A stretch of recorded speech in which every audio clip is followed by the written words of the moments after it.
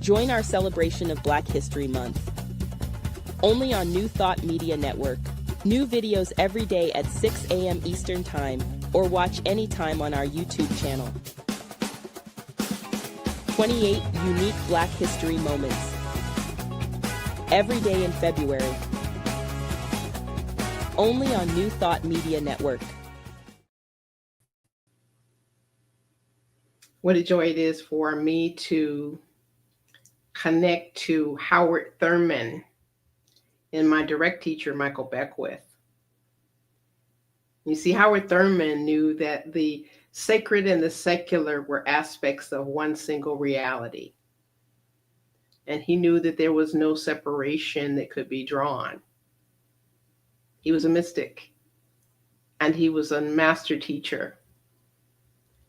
And like Ernest Holmes, he knew that the separation between religion and life was superficially plausible, but wrong.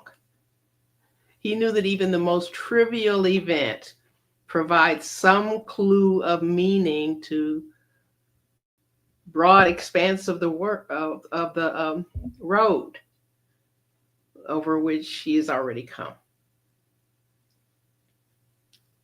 And he knew that this was true of his future. That is to say, he knew that all experience is heavy with meaning. And he knew that much of the agony of the personal life is due to a lack of awareness of this central aspect of all experience. He knew that magic was all around us, in the rocks, the trees, and in our minds. He knew that life is one. Both Thurman and Holmes were born in poverty. And I don't think that that's a prerequisite for being enlightened, but it certainly didn't require outer accoutrements of any kind, because it's an inside job. I think that my teacher, Michael Beckwith, was attracted to the oneness, as was I.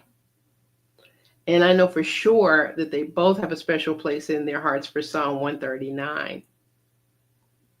That psalm enters us into the presence of God in a reverence, into the presence of a power that's greater than ourselves, but very intimate.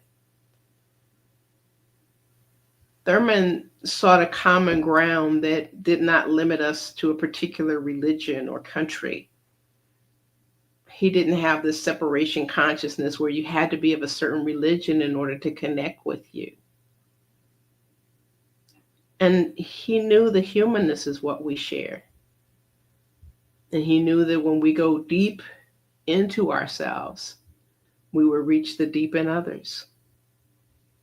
This is the common ground that we share.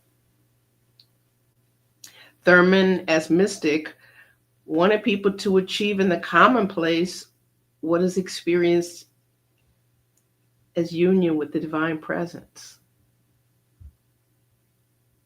It is, in fact, and in truth, this science of applying the oneness to everyday life is how religious science came to the forefront of our awareness at a time when the outer environment was in desperate need of a connection with the inner presence.